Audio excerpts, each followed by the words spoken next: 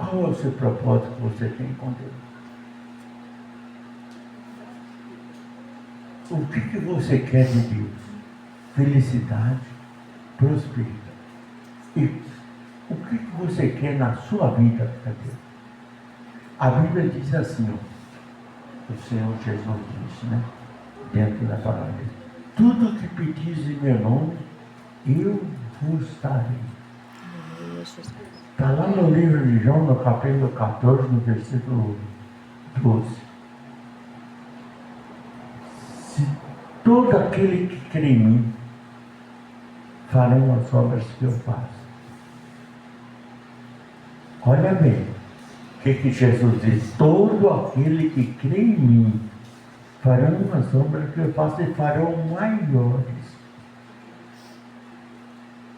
Então, você pode ser o profeta da sua vida. Você pode ser a vitória da tua vida. Você pode entrar entre você e Deus indiferente de qualquer coisa. Está entendendo? Tudo que pedires, eu vos darei. Quem falou isso? Fui eu? Quem falou isso primeiro na face da terra? Ninguém nunca tinha falado isso desde que Jesus assumisse o seu ministério. Tudo que pedires, eu vos darei.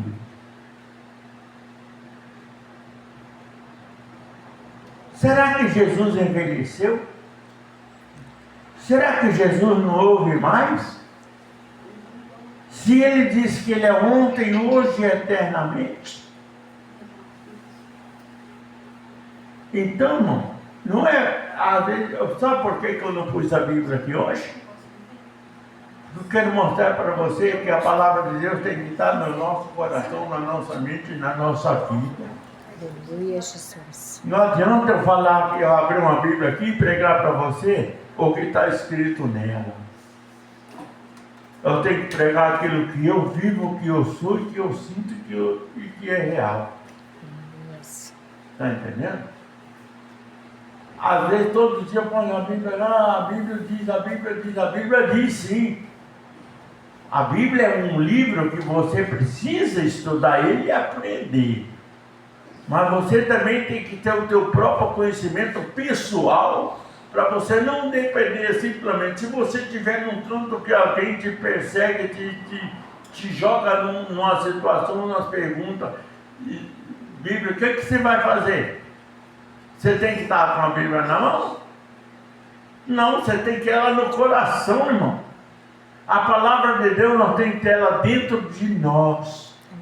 Se nós não tiver a palavra de Deus dentro de nós, é complicado. Você pode ser surpreendido pelo inimigo e ficar encurralado numa situação que você não tem saída. Está entendendo? Mas aquele que confia no Senhor, a Bíblia diz que não serão enganados nem confundidos. Por quê? Porque você tem a palavra de Deus dentro de você. Não adianta você ter ela lá na Bíblia. Ah, mas eu carrego a minha Bíblia. Carregar a Bíblia é uma coisa. Ler ela é outra. Estudar ela é outra. Procurar entender ela é outra. Tem muitas coisas na Bíblia que o crente tem ela, mas não usa. Não faz. Adianta eu ter a Bíblia na mão, se eu não sei o que está escrito dentro dela? Adianta? Responde para mim. Adianta ou não? Não adianta nada. Eu tenho que ter ela dentro de mim. Eu tenho que abrir a minha Bíblia, orar, ler, estudar, conhecer, saber o propósito de Deus na minha vida e ter ela dentro de mim. Eu não preciso de Bíblia para me pregar no congresso, nem tanto nem livro. Eu preciso simplesmente da unção do Espírito Santo. Aleluia, Jesus. Eu não estou com Bíblia aqui, irmão. Mas não estou falando nada fora da Bíblia. Estou? Aí é questão de detalhe. Esse culto hoje de Santa Ceia é um culto diferente. Eu não estou vendo a mesa da Santa Ceia preparada aqui, mas não sei como é que está. Tá ali sim. É que está coberta, muito bem coberta, porque a bispa fez legal. Graças a Deus. A gente tem que ter zelo com as coisas de Deus. Quando você olha para assim, ó, você levanta de manhã, o que você pensa primeiro na sua vida? Eu vou te falar uma coisa. 90% da humanidade, quando levanta de manhã, fala: ih, eu estou atrasado. Não lembra de Jesus, né? Não. Estou atrasado. Aí já está aquela correria, aquela coisa, sai pela rua, sai para fazendo coisa que não está cogitado na vida dele. Irmão, para. Levanta de madrugada, de manhã, mesmo que você esteja atrasado, não importa se você esteja atrasado ou não, importa que você tenha prioridade com Deus. Eu estou atrasado, mas Deus sabe por que você atrasou. Às vezes Deus está te dando um livramento, irmão. Aquele atraso que você teve ali naquela hora, às vezes Deus está dando um livramento. Olha o mundo, o trânsito como está no mundo hoje, principalmente em Maringá. O cara está passando um por cima do outro aí, uma vez, uma hora atrás do outro, né? Então, o que você vai fazer? Deus, olha bem, ilumina o meu passo, os meus caminhos e o meu dia. Dá para mim, Jesus, a bênção da vitória. Acompanhe os meus passos a cada instante, a cada minuto. Livra-me, Senhor, de todas as setas inimigas que se levantam contra mim. Você já fez isso alguma vez? Quem já fez? Levante a mão. Eu faço todos os dias quando eu saio de casa. Bom, eu levanto 3, 4 vezes na noite para orar por vocês, sabia?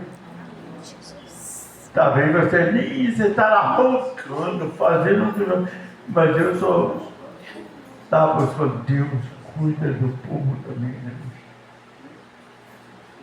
Eu estou assim, e sou assim, sempre fui, e não vou deixar de ser, porque você, uma alma, um de vocês aqui, ó, qualquer um, para Deus, vale mais que o mundo inteiro. Você já pensou quantas pessoas tem aqui que valem mais que o mundo inteiro? Verdade, Jesus. Olha para Deus e fala: ó Deus, eu sou mais valioso que a riqueza do mundo inteiro. Porque a maior riqueza do mundo, meu filho, é a nossa vida. Amém, Jesus. É a nossa esperança, é a maneira de ser, de viver, né? As pessoas, quantas pessoas, todos aqueles que levantaram, que falaram contra mim, já foram para a cova. Né? E eu, abençoado do bispo está aqui, né? Amém. E vou ficar mais uns 60 anos ainda, ou mais, para Deus abençoar o povo. É o meu propósito de vida. Porque você tem, irmão, primeiro plano, um propósito de vida. Propor a tua vida. Jesus, eu quero isso. Jesus disse assim, ó, tudo que pedires em meu nome eu vou dar, não foi? Aleluia, Jesus. Jesus, eu quero 60 anos mais de vida. Você acha que ele vai dizer que não? Vamos? Ele vai te dar. Amém. Mesmo que você ficar pegando, mas que ele vai te dar, vai. Entendeu? É a realidade da vida. Só que no meio desse tempo nós temos muitas coisas que às vezes tentam querer nos desanimar, nos abalar nossas forças, Isso, né? Mas Deus é fiel. Aleluia, E Deus Jesus. cuida de nós. Deus sempre levanta alguém que nos abençoe. Amém? Amém, Jesus. Ó, hoje eu fui lá buscar a André. E quando eu cheguei lá, não estava muito bom. Né? Aí eu dei para o Tiago trazer o carro para mim. Eu tenho que reconhecer quando eu não estou bom. Né? Mas agora eu estou maravilhosamente bem. Mas só que tem momentos na vida da gente que você tem que entender que você é carne, que você é frágil, que você é necessitado. Né? Então, você precisa entender a sua força, os seus limites, irmão.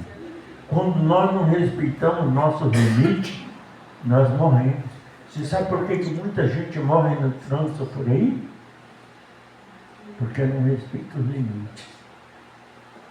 O cara está capingando, chega lá, dá um piripaque, vai, entra num poste, entra numa carreta, entra numa coisa e morre. Valeu a pena? Não, você para, espera, deixa Deus trabalhar na vida dele, ele se levanta, se revolta, aí ele vai embora tranquilo. Entendeu, gente? Então é assim que a vida, porque Deus acode aqueles que buscam.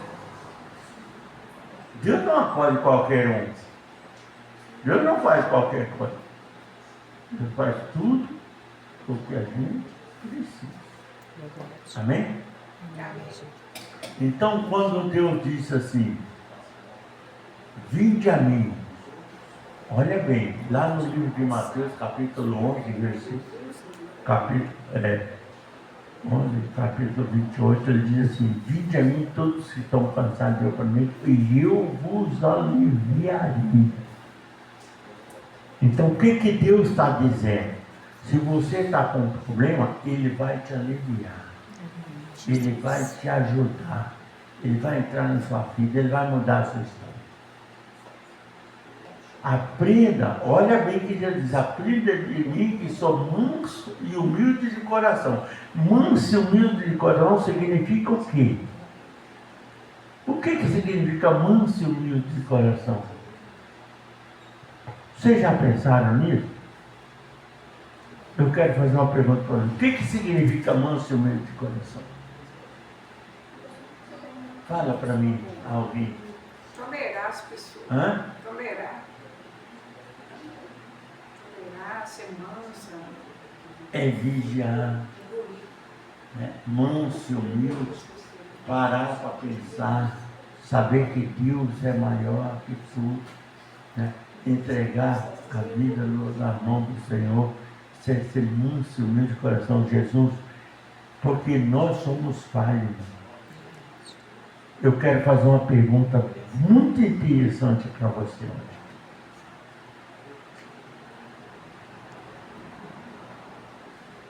Quem pediu perdão hoje para Deus? Eu pedi. Eu cheguei aqui, eu vi no carro orando. Aí ele cantar. O segredo, Jesus, perdoa-nos. Porque nós somos falhos, irmão. Eu não vou dizer, não existe pastor, nem bispo, nem missionário, nem apóstolo, né, que não falha. Entendeu?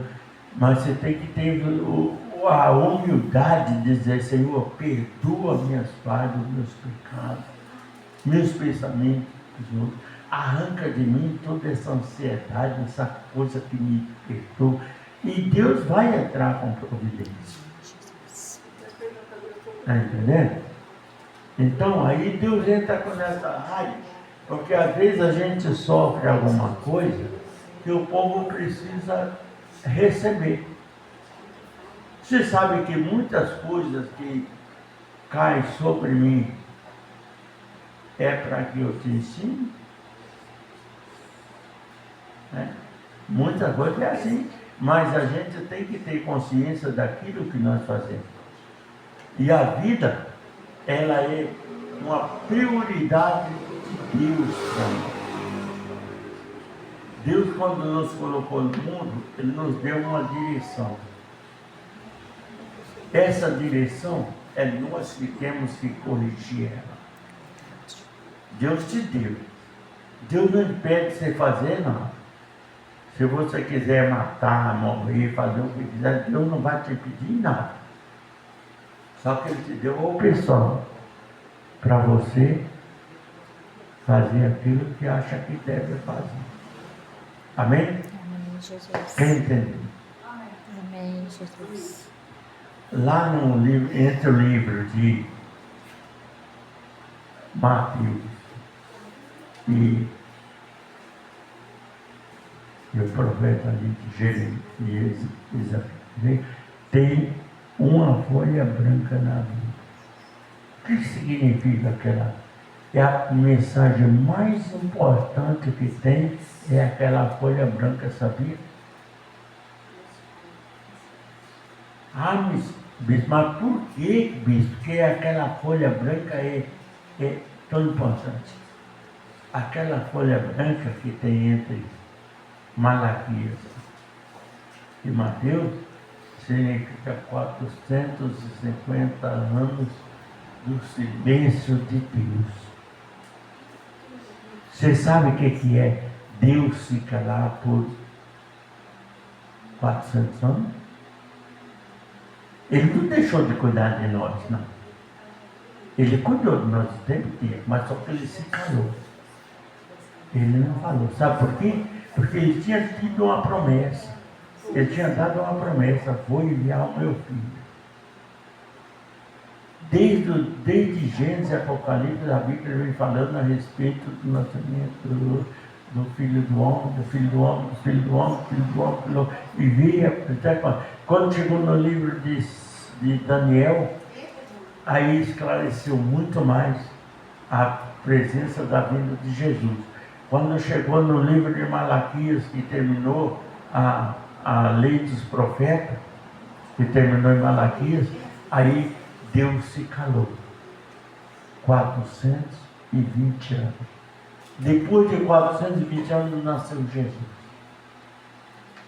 Depois que nasceu Jesus, ele passou 29 anos como um jovem normal, como você, como qualquer um, né? Viveu um jovem normal. Depois de 29 anos, ele recebeu o seu ministério. Aí a coisa mudou. Você está entendendo? Aí ele veio como filho de Deus. Aí ele veio para ser batizado. Enquanto ele não foi batizado, o Pai, o glorioso Deus Pai, não recebeu ele como filho. Jesus só foi recebido totalmente como filho quando ele foi batizado. Por quê? Lá diz assim, ó: todo aquele que crê e for batizado será salvo, quem não crê será condenado. E Deus não ia condenar o próprio filho, ia? Você condenaria o seu próprio filho? Ninguém. Nós que somos humanos, que somos ruins, e nós somos ruins, irmão. Não pensa que nós somos bons, não, nós somos ruins. Mas nós não condenamos. Imagina o Senhor. O Senhor trouxe o batismo e Deus preparou um homem comum, um homem simples, mas temente a Deus. Uma grande importância na nossa vida é sermos tementes a Deus naquilo que nós vivemos. João só batizou Jesus por quê? Porque Deus viu em João o amor, a verdade, a fidelidade, a sinceridade, e Deus abençoou João, e João batizou Jesus. Se Jesus não recebesse o batismo, ele não podia fazer nada para nós, não. Sabia? Ele era um homem comum. Mas a partir do batismo que Deus, a Bíblia diz assim, que quando João batizou Jesus, o Espírito Santo de Deus se apoderou de Jesus. Entendeu? E Jesus saiu da água coberto com a unção do Espírito Santo. Hoje, Deus nos cobre com o Espírito Santo na igreja, na palavra, na Santa Ceia, na bênção do batismo. Mas quanta gente valoriza a Santa Ceia? Quanta gente valoriza Jesus? Muito pouco. Primeiro a minha vida. Depois, Jesus está sempre por último na vida do ser humano. Tá ou não está? Jesus está sempre por último na vida de cada um. Mas, glória, Deus sabe o que faz. Amém? Já São Paulo aqui. Pastor, Amém. ora aqui. Glorioso Deus e eterno Pai, abençoa o teu povo, Pai.